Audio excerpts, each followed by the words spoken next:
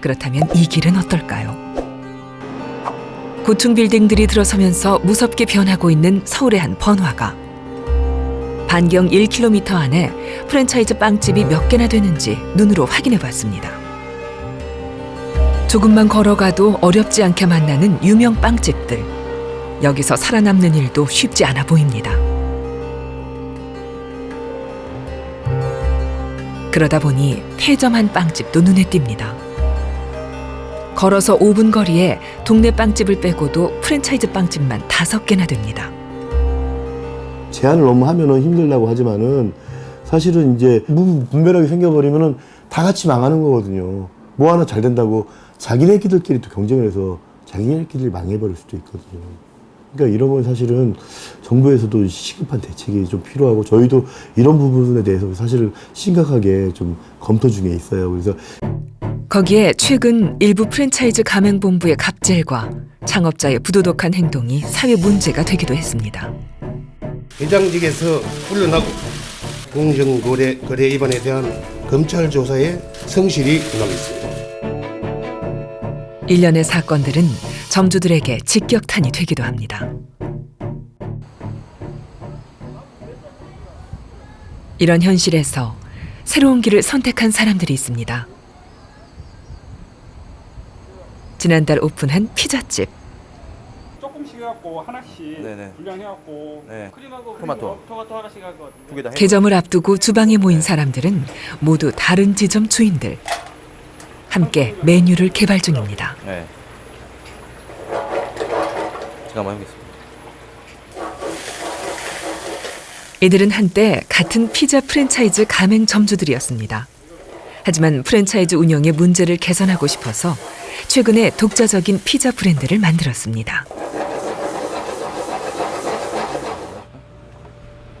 처음엔 가맹본부의 보복 출점으로 피해를 당하기도 했지만 꿋꿋이 버텨 현재 전국에 매장이 10개가 넘었습니다. 네.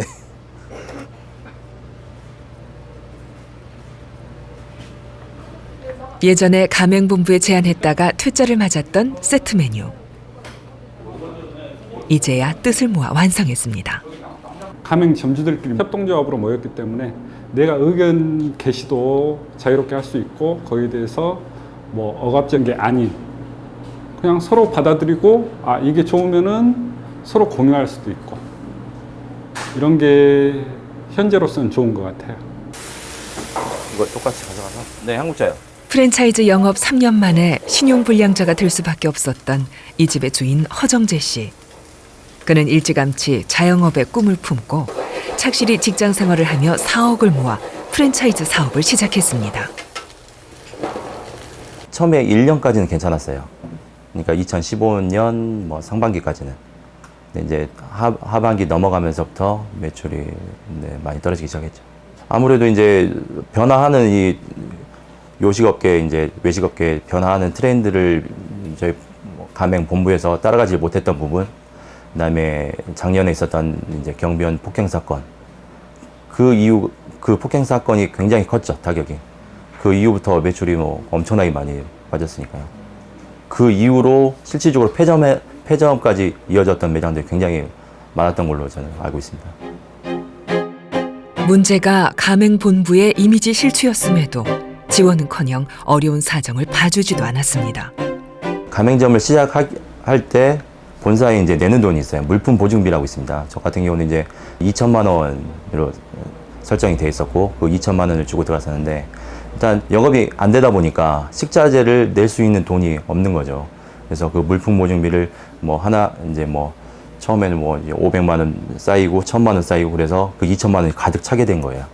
그래서 다른 인근 매장에 가서 이제 현금 주고 이제 식자재를 받아서 이제 쓰고 그게 이제 악순환이 계속 된 거죠. 그래서 보증금 없이는 식자재를 매입할 수 없는 상황. 결국 규칙을 어기고 식자재를 사입했고 이것이 적발돼 계약 해지 통보를 받게 된 것입니다.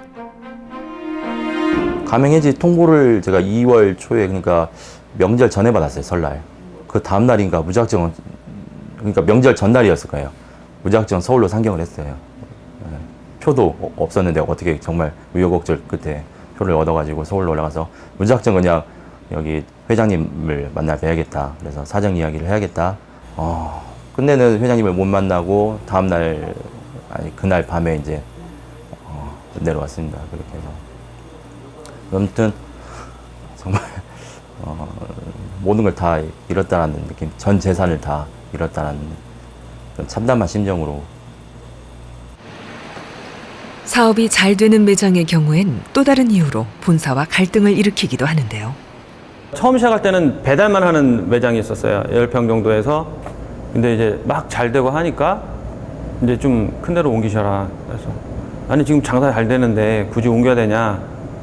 그래서 뭐 이제 재계약도 있으니 이제 우리 피자는 이런 컨셉으로 갈 겁니다. 그래서 그거 좀 연기를 해주면 안 되겠냐. 어차피 돈 주고 산 건데 이것도 돈이 초반 비용이 들어가는데 그렇게 생각하시고 뭐 그렇게 하실 거면 딴 거 알아보셔라. 뭐 이런 식으로. 그러면 같이 못 하시네요. 뭐 이런 식으로 딱 말씀을 그쪽에서 하죠, 본사에서. 이런 점주들의 이야기에 대한 본사의 입장은 무엇일까? 옛날 얘기였던 것 같고요. 그런 부분은 다 개선이 생각을 합니다. 무리한 이전 여부 이 부분에 대해서는 예전에는 이제 영업이 잘 될 때 그런 경우가 있었던 것 같은데 작은 매장보다는 좀 넓게 크게 해가지고 갔을 경우 점주한테도 이 상황에서는 더 큰 매장을 운영을 하는 게 더 이익이 되지 않냐. 물품 보증비가 다 됐을 때 식자재 발주. 저희도 이제 식자재를 공급을 하게 되면은 보증금 한도 내에서 공급을 할 수밖에 없거든요. 그 비용이라는 게 외상으로 달라는 거잖아요. 그러면은. 본사에서 이제 그 무리하게 요구하는 것들이 많이 있죠. 필수 물품도 아닌데 사실은 시중에서 그 식용유 같은 거 24,000원이면 살 수 있는 걸 갖다가 뭐 3만 몇천 원씩 공급해 준다든가. 근데 꼭 본사 걸 그걸 사라고 그러는 거예요. 내가 식자재 마트 같은 데 가면은 쉽게 살 수가 있는데 그런 걸 비싸게 공급해 주고 수세미 뭐 비닐장갑 이런 것까지 다 본사 걸 사서 쓰게끔 강제하는 게 있어요. 그냥 상품의 단가만 후려치기 올라가지고 말이죠. 더 비싸게 받는다거나 인테리어에서 한몫 보고 그다음에 광고 판촉품 가져와가지고 그냥 떠맡기다시피 하고 이런 식으로 하는 거는 그거는 뭐 프랜차이즈가 아니라 좀 사기죠. 예. 기자회견이 짧게 불공정 거래 개선을 요구하는 점주들의 목소리가 높아졌고 문제의 심각성을 인식한 공정거래위원회에서도 프랜차이즈의 공정거래 확립을 최우선 과제로 조사를 시작했습니다. 프랜차이즈 업계가 공정거래위원회가 발표한 가배 횡포 근절 대책에 대해 수용한다고 밝혔습니다.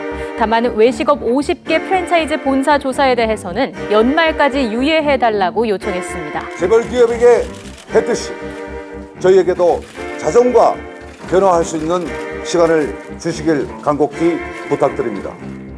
그러나 공정거래위원회는 원래의 방침대로 조사를 진행하고 더 나아가 가맹본부의 횡포를 막기 위해 가맹사업거래 공정화 법률까지 개정하겠다는 뜻을 밝혔습니다. 가맹본부는 가맹본부의 그 틀을 자기가 다 짰고 그다음에 모든 정보를 갖고 있잖아요. 그런데 가맹점 이제 희망자들은 아무 정보가 없습니다. 대부분 처음에 가입할 이런 경우에는 그런 어떤 사전 정보도 없고 이러기 때문에 불리한 입장이 있고 근데 이게 가불관계로 가서는 안 돼요. 프랜차이즈는 결혼과 같이 이렇게 비유하는 경우가 있습니다. 결혼을 잘하면 서로 상생하고 하는데 결혼 못하게 되면은 평생 동안 이제 트러블을 갖고 살아야 되듯이 가맹본부하고 가맹점이 상생을 하고 고도 이거 협조를 해야 돼요. 그게 본질입니다. 프랜차이즈 사업 모델이 만들어진 건 미국. 2차 세계대전 이후 등장한 프랜차이즈 사업은 70년대 미국 사회에 여러 가지 문제들을 야기시켰습니다. 미국 같은 경우에 70년대에 별의별 참 회계망측한 그런 프랜차이즈들이 많이 있었어요. 뭐 말하자면 이제 프랜차이즈라는 이름의 사기랬죠, 사기. 그래서 미국에서 이제 정보공개법이라든지 이런 이 법을 굉장히 강화를 했죠. 그러나 정부의 규제만으로는 역부족. 법적 규제와 자구 노력이 합쳐졌는데요. 한 패스트푸드점의 경우 점주를 중심으로 구매 협동조합을 만들어 가맹본부와 가맹점이 상생하는 길을 찾았다고 합니다.